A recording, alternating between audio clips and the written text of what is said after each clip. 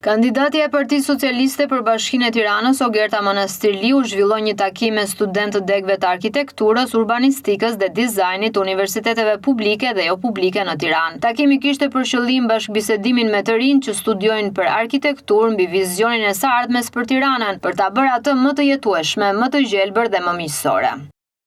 Ne kemi nisur tashmë një operacion do ta konsideroja apo akupunktur të projekteve që lidhen me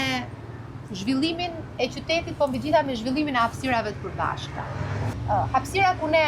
e shohim më shumë njëri tjetrin, e takojmë më shumë njëri tjetrin, ku kalojmë kohën, është ai kati zero, kati për dhe.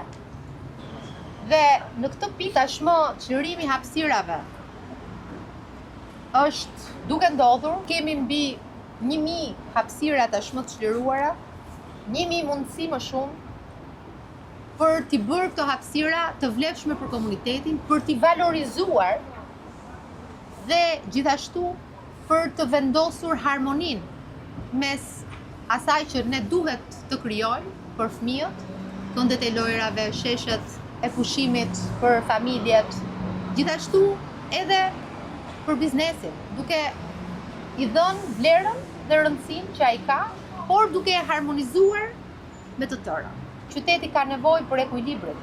ka nevojë që patjetër të zhvillohet nga pikpamja e infrastrukturës, po të vendoset në ekuilibër